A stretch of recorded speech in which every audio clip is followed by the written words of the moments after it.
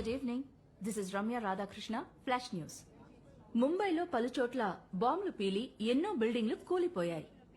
ఇది ప్రజల్లో పెద్ద ఎత్తున ఆందోళన కలిగించింది. ఈ సంఘటనల గురించి మాట్లాడేందుకు మన స్టూడియోకి మహారాష్ట్ర హోం మినిస్టర్ మహాదేవ్ రానే విచ్చేశారు. Welcome sir. ఆయనతో పాటుగా ముంబై మహానగర anti terrorist squad chief Milind Virekar కూడా విచ్చేశారు. Thanks for joining us sir.